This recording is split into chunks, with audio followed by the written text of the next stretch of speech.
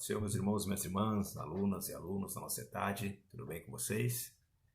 Dando continuidade aos nossos estudos, infelizmente ainda não é possível nos reunirmos presencialmente em sala de aula, mas enquanto isso, continuamos aqui em vídeo e eu creio que o Senhor continuará nos dando graça para poder aprender um pouquinho mais da sua palavra. Bem, a partir de agora vamos estudar os livros apocalípticos. Livro esse que chama a atenção de muitas pessoas na igreja, até mesmo fora da igreja, porque fala sobre coisas extraordinárias, coisas a respeito do fim, né? Profecias, revelações que Deus permitiu que os seus servos tivessem para que pudessem ali orientar o seu povo para saber que Deus tem o controle de tudo, tem o controle da história, todo o motor da história está diante de Deus, né? Então, Deus, pela sua infinita misericórdia e infinita graça, permitiu que nós conhecêssemos aquilo que Ele tem para nós através da revelação. O termo grego tem um sentido literalmente de tirar o manto, né? Revelar o oculto, descobrir. Então, quando Deus permite que os seus servos fiquem sabendo de coisas que viriam a acontecer no mundo, Ele está permitindo tirar o véu da história e demonstrar o que está oculto, né? Muitas coisas já aconteceram, outras estão acontecendo e outras ainda vão acontecer, conforme Deus revelou para Daniel e para João. Algo extraordinário, algo que demonstra uma vez mais como o nosso Deus é todo poderoso e como Ele tem tudo em suas mãos. Como o próprio Deus fala no livro de Isaías, Ele conhece as coisas antigas, Ele prediz desde antes para quando vier a acontecer, todos possam glorificar o seu nome e atribuir a Ele o controle de tudo, porque a história para Deus, o passado, o presente e o futuro para Deus é a mesma coisa. Ele já contempla o fim da história humana, porque já está escrito na sua palavra qual será o futuro da humanidade, e Ele, de forma maravilhosa, nos revela para que possamos tomar atitudes corretas, atitudes certas e confiar nossa vida inteiramente a Deus, ao Deus que tem o poder do controle da história. Então é muito interessante, tem muitos detalhes importantes para serem estudados nesses livros, né? É claro que é um livro muito complexo, não é um livro fácil de estudar, é um livro que tem muita simbologia e, como diz Paulo ali em 1 Coríntios, capítulo 13, versículo 9, em parte conhecemos, né? Então assim, o que sabemos é parte, e mesmo essa parte não é muito simples de estudar, mas pedindo a Deus graça, orando ao Senhor, pedindo que o Espírito Santo nos guie, lendo a sua palavra, se aprofundando nela também, buscando ajuda de homens e mulheres que estudaram por muitos e muitos anos a respeito deste assunto, a gente consegue ter ali uma visão mais clara do que a palavra quer dizer. Mas o termo Apocalipse, como nós sabemos, como do descoberto, de demonstrar aquilo que está oculto, tem a ver com o tempo do fim, a escatologia, o ensino das últimas coisas, onde sim, estaremos numa nova era essa governada por Jesus Cristo, no reino milenar aqui na terra, e logo após consumação de todas as coisas, estaremos com Ele na sua glória eterna, a sua nova Jerusalém, que é descida do céu, conforme João nos ensina, conforme João demonstra no seu livro. Amém? Então, que o Senhor continue nos ajudando nesses estudos e vamos aqui dar continuidade. A lição que vai dizer na introdução que é reconfortante sabermos que a autenticidade tanto do livro de Daniel como do livro de Apocalipse foi atestada pelo Senhor Jesus Cristo. Em Mateus 24,15, ele autentica Daniel ao declarar: quando, pois, virdes o abominável da desolação de que falou o profeta Daniel no lugar santo, quem lê entenda. Então Jesus Cristo faz menção ao livro de Daniel e ele também, claro, ele participa do livro de João ali no Apocalipse, onde ele mesmo fala com João no livro de Apocalipse, então demonstrando que esses dois livros têm a sua autenticidade declarada, confirmada por Jesus Cristo. Então, por mais que existam ainda poucos, mas existem críticos que possam colocar alguma dúvida a respeito desses livros, eles sim são autenticados pelo próprio Jesus Cristo, porque ele mesmo dá testemunho desses livros, no Daniel ele citando, e no livro de João, no Apocalipse, ele mesmo participando, é um dos personagens do livro. Para uma melhor compreensão do termo escatologia, do estudo das últimas coisas, estudo do fim, é importantíssimo lermos os dois livros juntos, porque tanto o livro de Daniel quanto o de João se completam, se complementam, andam de mãos dadas, e ali nós podemos ver, apesar do tempo que tem de distância entre o tempo que Daniel viveu e o tempo que João viveu, são outras gerações, outra cultura, com tudo completamente diferente, séculos e séculos após, mas vemos que os livros nesse tema andam juntos, né? Você consegue entender os detalhes desse tema quando você junta esses dois livros. Isso é muito interessante. Inclusive a visão que Daniel tem no capítulo 10, a partir do versículo 6, ou melhor, no versículo 5, se compararmos com a visão que João tem no capítulo 1 de Apocalipse, vemos que é o mesmo ser, vemos que ele está falando da mesma pessoa, a pessoa de Jesus Cristo glorificado. Então, para você ver como é tremendo, é maravilhoso e é interessante estudarmos esses dois livros, porque realmente o que foi revelado a um é complementado no outro e vice-versa. Isso é muito profundo, muito interessante, por isso que esses dois livros têm que ser lidos juntos.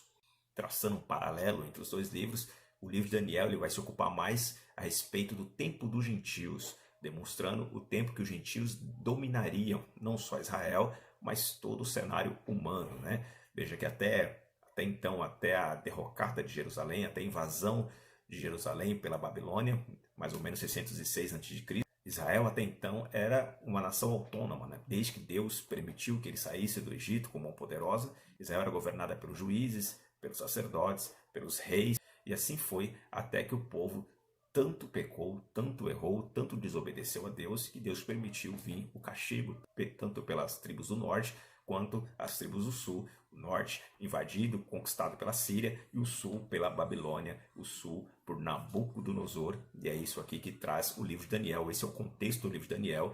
Começa a contar o tempo dos gentios a partir da conquista da Babilônia. Enquanto o livro de Apocalipse vai falar mais sobre a plenitude dos gentios, né?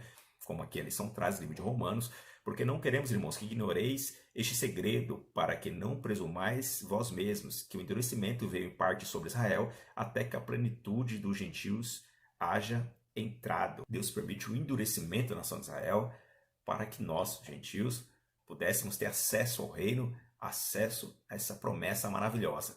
Veja que Paulo também continua falando em Romanos, que Deus quebrou os galhos naturais, que são os próprios judeus, e enxertou na videira galhos que não são naturais, seja nós gentios. Então é o tempo da plenitude dos gentios, o tempo onde a porta da graça está aberta para os gentios, ou seja, aqueles não judeus, aqueles que não eram participantes da promessa inicialmente. Porém, esse tempo tem um prazo para se findar, e se findando este prazo, então se dará a continuidade de todas as coisas. E a partir deste momento se dá ali a supremacia de Israel, da nação eleita.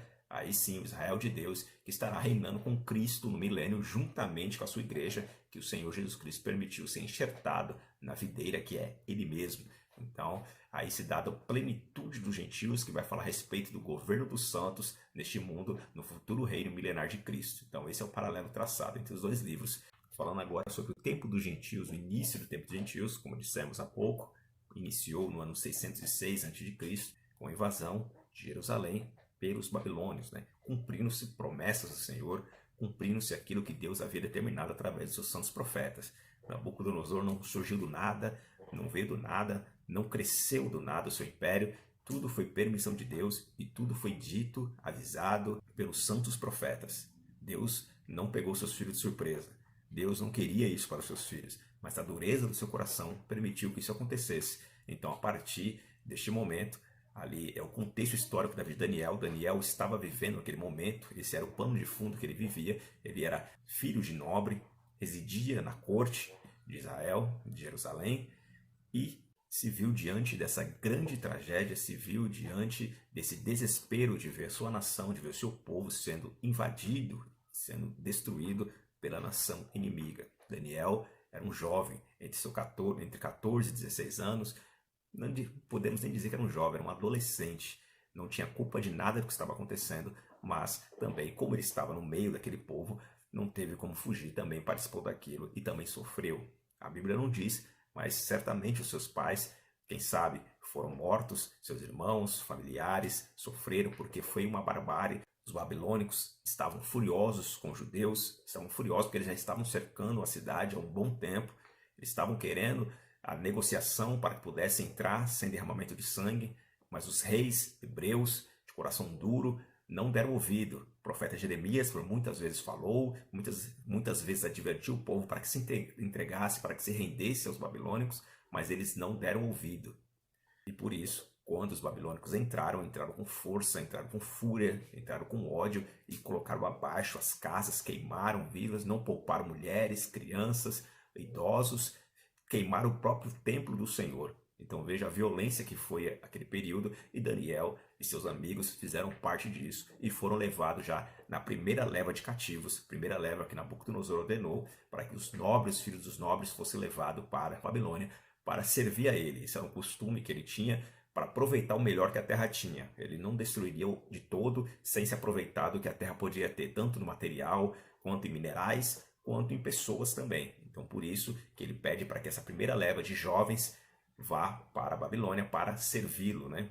Prepararem, estudarem para poder servir ao reino como escravos, como servos. Em nenhum momento eles deixariam de ser servos, deixariam de ser escravos por estar servindo ao rei. Então veja a luta, veja o drama que viveu Daniel, mesmo diante dessa turbulência toda, mas vamos ver no decorrer da lição o quanto ele permaneceu fiel ao Senhor, o quanto esses problemas reais, emocionais, né, trágicos que ele viveu, não impediram de estar sempre diante do Senhor, não impediram de ser fiel à palavra do Senhor, ao ponto de colocar sua vida mesmo em risco em alguns momentos, como veremos na sua história. O livro de Daniel foi escrito provavelmente entre os anos de 536 e 530 a.C. Né? O cativeiro começa em 606 a.C. Daniel vai escrever só em 536 ou 530 a.C. Então já bem no final da sua vida, então ele faz um apanhado de tudo que passou, de tudo que viveu na corte babilônica. É interessante que Daniel, a Bíblia não diz onde ele morreu, como ele morreu, mas ele não volta para Israel, ele não volta para a Terra Prometida como muitos dos habitantes, como Esdras, como Neemias, como outros, Zorobabel, mas Daniel continua servindo na corte do rei, até, pelo que dá para entender, seus últimos dias de vida, mostrando como ele sempre foi um homem de confiança, um homem sempre honrado perante os reis, mesmo quando surgia um novo rei de uma outra nação, uma outra dinastia, Daniel continuava servindo ali em Babilônia como servo de Deus e sempre se destacando, porque sobre Daniel estava o espírito excelente, como foi ali testemunhado por alguns reis que passaram e viram como Deus agiu na vida daquele homem, desde jovem até sendo ancião, como ele viveu uma vida completamente diante da vontade de Deus e sempre testemunhando a respeito de que Deus era na sua vida. O contexto da história de Daniel se dá ali em 2 Reis, capítulo 23 e 24, e principalmente aqui interessante, 2 Crônicas 36. Depois vocês leiam em casa e vejam por que Deus entregou Israel na mão dos babilônicos, mostrando como Deus havia profetizado, Deus havia alertado e usado os seus santos profetas para falar com seu povo, para trazer o povo à realidade, trazer o povo à sua presença. Porém, zombaram, porém não quiseram saber, e Deus ali permite que Nabucodonosor venha com toda a força para lhe levar cativo o povo hebreu, cumprindo-se a palavra do Senhor para purificar o seu povo dos pecados graves que haviam cometido, que estavam cometidos há décadas, por que não dizer há séculos. Um rei ou outro aparecia que servia ao Senhor, que andava nos seus caminhos, como o rei Josias, mas morrendo esse rei, o seu filho já não seguia o seu caminho, como nós vemos. Os filhos de Josias não seguiram os caminhos do Senhor e acabaram todos enveredando para o caminho errado, todos indo para o caminho da desobediência, e isso levou o povo ao fundo do poço, isso levou o povo ao cativeiro. Para que possamos nos situar aqui na Bíblia Sagrada, o livro de Daniel era contemporâneo de Jeremias. Daniel foi levado para a corte da Babilônia, Jeremias continua ali com o povo, então eles são contemporâneos. Logo após os fatos narrados em Daniel, temos o livro de Neemias, ou melhor dizendo, o livro de Esdras, depois o livro de Neemias e o livro de Esther, né, sabendo que o livro de Esther é contemporâneo do livro de Esdras. Então é mais ou menos, quando você lê esse conjunto de livros, você está lendo este momento histórico do povo sendo levado cativo, do povo estando em Babilônia e do povo retornando do cativeiro. Então é muito interessante para o estudante que quer se aprofundar mais no tema e estudar todos esses livros na sequência para que você possa ter uma melhor compreensão histórica dos fatos. Dos capítulos 1 ao 6 nós temos ali mais falando a respeito da biografia do profeta, tem alguns traços ali de profecia, tem alguns momentos de profecia, mas basicamente ele fala a respeito da biografia do profeta. A partir do capítulo 7 ao 12 nós temos uma visão mais pormenorizada aí dos reinos futuros que viriam através da visão da estátua e também dos animais, que mostra aí detalhadamente como seriam esses governantes futuros que viriam a partir de Nabucodonosor, a partir ali da Babilônia, até os dias que estamos vivendo, e sim também depois os dias que virão, dos reinos ainda que virão, e do reino de Cristo, representado pela pedra na estátua, irá destruir todos os reinos, todos os formatos de reino, e a partir daí terá supremacia sobre os reinos do mundo, reino milenar de Cristo, como uma pedra pequena, e depois ela cresce, cresce e vira uma montanha. Assim dará início à nova era, uma era de Cristo governando diretamente neste mundo, e a sua igreja e o povo santo de Israel com ele. Para que você possa aumentar a sua fé, para que você possa cada vez mais entender o domínio de Deus, ver como Deus controla a história, eu sugiro que você leia o livro de Jeremias, capítulo 25, que vai descrever como será o cativeiro, o porquê do cativeiro e quanto tempo eles ficarão no cativeiro. É aqui que Jeremias fala dos 70 anos, a qual Daniel também faz menção, quando ele entende, lê os rolos com os escritos de Jeremias e chega à conclusão que estava chegando nos 70 anos, então já era o momento da volta do povo de Israel para suas terras. Então é interessante, para que você possa compreender mais um pouco, se aprofundar mais nessa história, leia o livro de Jeremias capítulo 25, que vai te auxiliar bastante. E veja como Deus já havia dito para Jeremias que entregaria Israel na mão de Nabucodonosor e da sua descendência. Capítulo 27 de Jeremias também, versículo 6. Sendo assim agora, pois eu mesmo entrego todas as nações na mão do meu serviçal Nabucodonosor, rei da Babilônia, dou-lhe até mesmo os animais selvagens para que o sirva. Veja, Deus está dando todos os habitantes da terra, do mundo conhecido, e todos os animais para que sirva a Nabucodonosor. E isso vai aparecer no sonho que Nabucodonosor tem da árvore gigante, como vamos ver para frente, e que Daniel revela para ele o significado dos sonhos, e diz inclusive que os animais todos se alimentavam, se serviam de Nabucodonosor, mostrando que até nesse detalhe Deus cuida de tudo. E o versículo 7, eis que todas as nações estarão sujeitas a ele, a seu filho e a seu neto, até que chegue a hora em que a terra dele seja subjugada por muitas nações e por reis poderosos. Esse detalhe da profecia aqui é importantíssimo, porque realmente Nabucodonosor, o seu filho, e no governo do seu neto, que os medos persas invadem a Babilônia. É nesse episódio, é nesse banquete que aparece aquele nome, fazendo aquela inscrição na parede, a qual Daniel consegue interpretar. E justamente quem estava ali governando naquela época era o neto de Nabucodonosor, como veremos mais para frente. Estão mostrando como Deus já havia detalhado tudo o que aconteceria. Porque aqui Jeremias, falando mais ou menos aí 70 anos antes, ele dizendo que todas as nações estarão sujeitas a ele, a seu filho e a seu neto, até que chegue a hora que a terra dele seja subjugada por muitas nações e por reis poderosos. Os medos e os persas ali dominam a Babilônia naquele mesmo dia, cumprindo-se a palavra do Senhor, porque o pai, Nabucodonosor, Nabonido, que era seu filho, e Belsazar, que era seu neto, cumprindo-se a palavra de Deus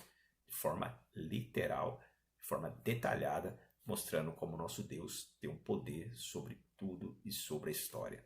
Para entendermos um pouco da geopolítica, entendermos um pouco de como o mundo estava, as nações naquela época, vejamos que toda essa guerra se deu, o que atraiu Nabucodonosor para as regiões ali de Israel, claro, permissão de Deus, claro, foi orientação de Deus, mas Nabucodonosor não sabia disso. Então o que atraiu ele para as terras ali de Israel foi, na verdade, uma guerra contra o rei do Egito, contra o rei Neco do Egito, e desde a queda da Síria havia tomado posse de Carquemes, uma cidade muito importante que ele usava de base militar. Só que essa base atraiu ali Nabucodonosor, que veio para dominá-la, e isso Neco subiu para guerrear contra Nabucodonosor ali nas terras de Carquemes, e Israel, Judá, ficava no meio do caminho entre um e o outro. Vejamos que o rei Josias tentou interceptar o rei do Egito quando passava pelas suas terras ali. Interessante que essa história se dá ali em 2 Crônicas, capítulo 35, a partir do verso 21, que mostra que Neco sobe para enfrentar ali Nabucodonosor ali em Carquemes, e Josias se intromete nessa guerra. Interessante que o rei do Egito vira para Josias e diz: o que tenho eu contigo? A minha guerra não é com você, não é com seu povo, não tem nada a ver uma coisa com a outra. Eu estou indo para guerrear aquele que declarou guerra para mim, no caso, Nabucodonosor. Mas Josias não quis dar ouvido a Neco, e a Bíblia diz aqui no verso 22, contudo Josias decidiu não voltar atrás e disfarçou-se para enfrentá-lo na batalha. Josias não quis dar ouvidos ao que Neco lhe comunicara por ordem de Deus e foi combatê-lo na planície do Megiddo. Então veja, Deus usou Neco, faraó do Egito, para dar uma palavra para Josias dizendo: não se intrometa nessa guerra. Mas Josias, mesmo sendo um bom rei, mesmo fazendo boas coisas para o Senhor, endureceu seu coração ali e quis ir na batalha teimosamente. E quando ele entra na batalha, então ele é ferido de morte e morre nos campos de batalha, desobedecendo à vontade do Senhor. E mesmo um rei tão bom, tão fiel em alguns aspectos, mas mesmo assim não quis dar ouvidos e acabou morrendo em batalha. E isso abre precedente para outros reis que viriam, os filhos de Josias, e os filhos deles não eram homens de Deus, não eram homens que seguiam os princípios do seu pai, e cada vez mais foi afundando a nação, e isso levou até a conquista da Babilônia, e isso percorre aí todo o livro de Jeremias, mostrando como se deu esses fatos na história. Meus irmãos, eu quero avançar aqui um pouco no estudo da nossa lição, até para não ficar um vídeo muito longo. Já quero aqui no texto 2 falar a respeito dos 4 últimos impérios mundiais, que já é a visão da estátua que Nabucodonosor tem, uma visão que deixou ele perturbado, uma visão que mexeu com a sua mente, com o seu coração, e que Deus permitiu que Daniel ali desse a interpretação, e através dessa interpretação ele revelasse o futuro da humanidade, passando pelos nossos dias, indo até o reino milenar de Cristo. Isso é muito maravilhoso quando comparamos a profecia de Daniel, as nações ali colocadas, as nações ali reveladas para ele, tanto no capítulo 2 quanto no capítulo 7. Vemos pelos livros históricos seculares que realmente tudo que Daniel ali profetizou, tudo que Deus revelou para ele, se cumpriu literalmente na história. A sequência dos reinos foi a mesma e chegou até os nossos dias, e passará os nossos dias, irá até o milênio, reino de Cristo. Para que possamos entender melhor essa visão, para que possamos entender melhor essa estátua que Nabucodonosor sonhou e que foi dada a interpretação a Daniel, podemos ir aqui na página 23, você pode acompanhar aí na sua lição, ok? Aqui está a visão que Nabucodonosor tem de uma grande estátua que deixou muito apavorado, que deixou ele sem dormir. A Bíblia diz que Deus revela para Daniel que Nabucodonosor estava indo dormir uma certa noite e pensando sobre o que seria do futuro, e pensando de como as coisas se dariam, como todo homem político, todo estadista pensa a respeito do futuro da sua nação. E Deus deu para ele um sonho, e esse sonho revelou o futuro da humanidade. E nesse sonho, dessa estátua, a cabeça era de ouro, o peito e os braços de prata, o ventre e o quadril de bronze, e as pernas de ferro, e os pés metade ferro e metade barro. E na interpretação que Deus deu para Daniel, isso referia-se a reinos que viriam, a começar pela Babilônia, que era a cabeça de ouro, que era quem dominava as nações, que era para quem Deus deu glória, deu autoridade através de Nabucodonosor para conquistar nações, para que todos os povos da terra se reverenciassem a ele, como disse a profecia de Jeremias, no capítulo 27, a partir do versículo 5. E essa interpretação deixou o rei abismado, porque o rei não havia dito para o seu cérebro, para os astrólogos, para os videntes, para os caldeus, qual era o sonho. Ele queria que eles dissessem qual era o sonho e desse a interpretação. E como eles não foram capazes de fazer isso, ele ordenou a morte de todos os sábios, todos os astrólogos, todos os caldeus da terra, e Daniel estava incluso nisso, porque ele tinha sido levado como sábio para as cortes ali da Babilônia, estava sendo treinado como sábio. Então, quando ele ouviu falar a respeito disso, quando Arioque disse para ele qual seria ali a sentença que o rei estava dando para todos os magos, todos os sábios, todos os videntes, Daniel ali se apressa a ir com seus amigos, orar, clamar a Deus para que Deus pudesse dar a interpretação desse sonho, e Deus concede essa graça maravilhosa, e Daniel exulta aquilo que Deus fez a ele, dizendo que Deus é que estabelece os reis, é Deus que tira os reis, é Deus que move os corações, é Deus que revela o oculto, Deus que revela o escondido e dá a interpretação para aqueles que buscam, para aqueles a qual Deus deseja manifestar os seus desígnios. Então, quando Daniel vai na presença do rei e faz a descrição do sonho, mostrando detalhadamente qual foi o sonho e a sua interpretação, então a Bíblia diz que o rei se ajoelha perante Daniel e glorifica o nome do Deus eterno, e diz que Daniel tinha um espírito excelente, o espírito dos deuses, como ele dizia na sua forma limitada de entender as coisas, mas sabemos que era o Espírito Santo de Deus atuando na vida de Daniel e dando essa maravilhosa interpretação, maravilhosa revelação daquilo que viria no futuro. Seguindo a sequência ali do sonho da estátua, a cabeça da Babilônia, a cabeça de ouro a Babilônia, o peito de prata, o peito e o braço de prata era Medo-Persa, o ventre e o quadril de bronze era Grécia, e tanto as pernas e os pés de ferro e barro simbolizava Roma. Para que esse vídeo não fique muito longo, já vou para o texto 3 e 4, já vamos finalizar ele, e aí sim, na segunda lição, no segundo vídeo, estaremos aí tratando mais especificamente a respeito das nações que viriam ali, que Daniel teve a visão, e o paralelo das visões que Daniel teve e que João teve no livro de Apocalipse. O texto 3, meus irmãos, vai falar, o texto 3, meus irmãos, vai falar a respeito do orgulho religioso do rei abatido, né? Aquela famosa passagem da estátua que o rei mandou construir de ouro, que todos deveriam adorar no seu reino. É a passagem marcante dos amigos de Daniel, Sadraque, Mesaque e Abednego, Ananias, Misael e Azarias.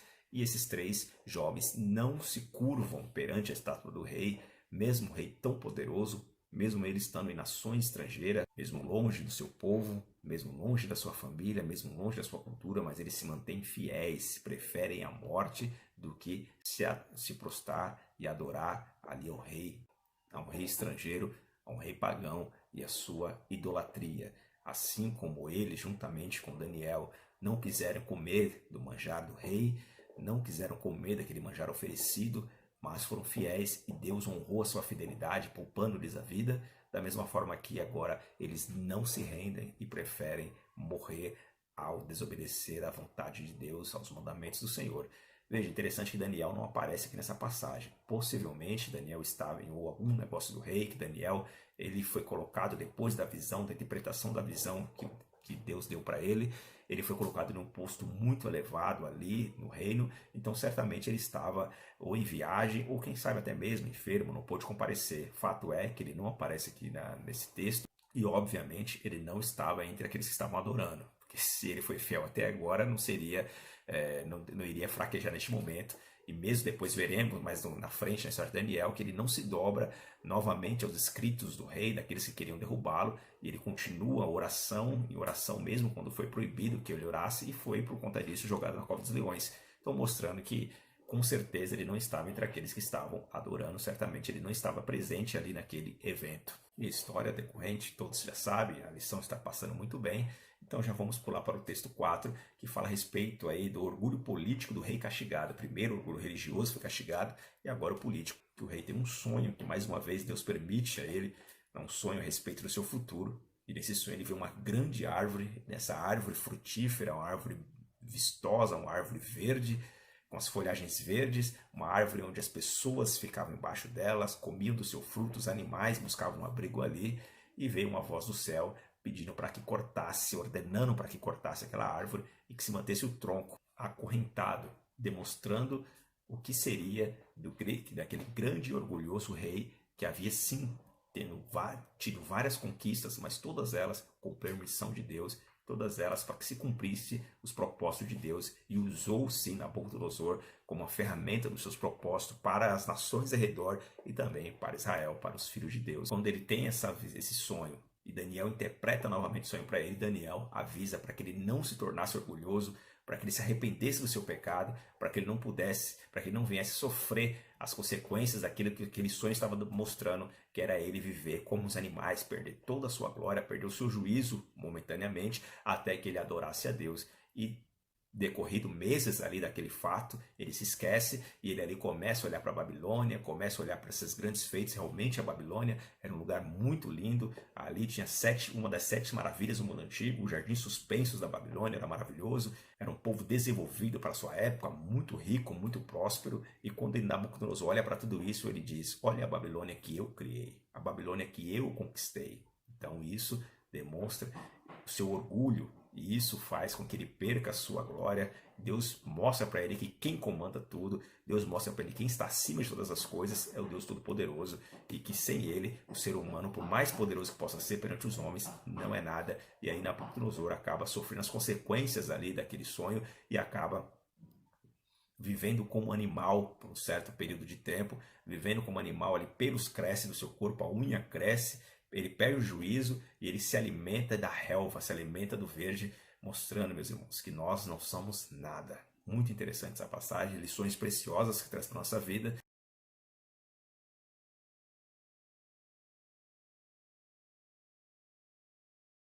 Entrando aqui nos questionários, meus irmãos. Questão 1, aqui, o cativeiro babilônico, né? Cenário com C, alternativa correta. Nós temos aqui já na página 7. Aqui no penúltimo parágrafo, que aqui responde a pergunta da questão 1. Questão 1 é o cativeiro babilônico. Inclui a pessoa de Daniel. A. B. Começou em 606 a.C. C. Durou 70 anos. D.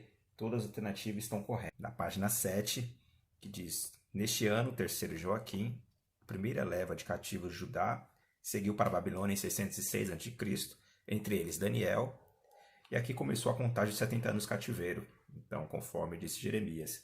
Então, sim, inclui Daniel, começou em 606 a.C. e durou 70 anos. Então, a primeira, a letra D. A 2, questão 2, o livro de Daniel inicia referindo-se ao terceiro ano do reinado de Joaquim, que por fazer o que era mal perante o Senhor, foi entregue ao domínio de... Na mesma página, o último parágrafo, o Senhor entregou Joaquim nas mãos de Nabucodonosor.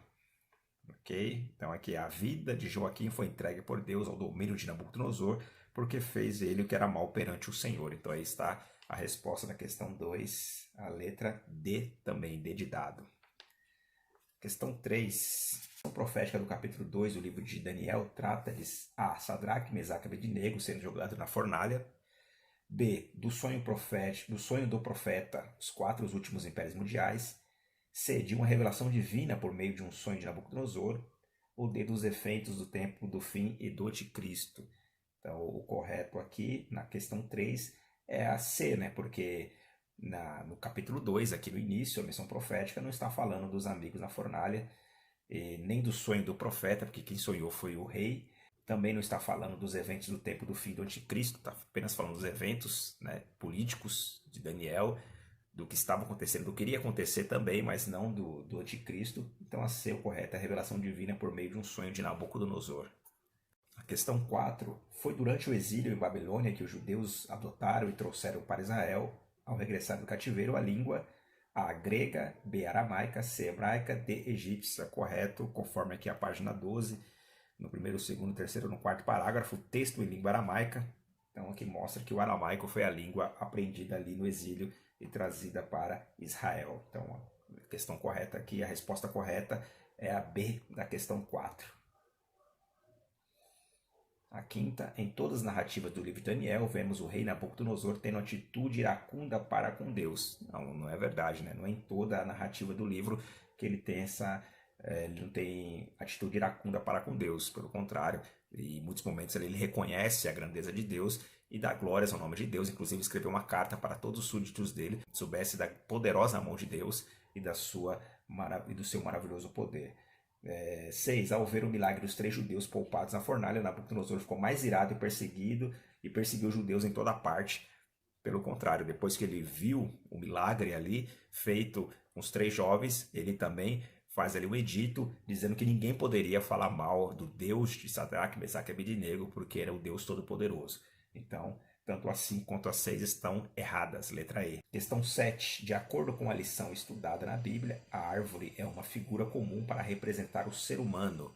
Aqui na questão 7, estamos aqui na página 19, no último parágrafo, aqui o orgulho político do rei castigado. O último parágrafo diz: a árvore na Bíblia é uma figura comum para representar o ser humano, para representar o homem. Então, está correta, 7 é a letra C. 8ª, a grande Babilônia mencionada em Daniel 4:30 trata-se da extravagante e suntuosa cidade, capital do mesmo império. Nós estamos aqui na página 20, quinto parágrafo, a grande Babilônia. Aqui trata-se da cidade capital do império, desse mesmo nome. A cidade era extravagante e suntuosa, além do que se possa imaginar, e o orgulho dos caldeus. Então, letra C também está correta. Então, são esse o questionário da lição 1, primeira parte aí. No próximo vídeo estaremos estudando a lição 2 e o questionário referente à lição 2 também. Amém, meus irmãos? Então, continue conosco aí, vamos estudando aos poucos. Que o Senhor continue dando graça a cada um de nós. Foi muito rápido aí, infelizmente, é muito superficial. Porém, eu creio que conseguimos aí percorrer praticamente toda a lição. E agora, na próxima lição, vamos falar mais a respeito dos reinos mundiais que Daniel viu e as suas visões.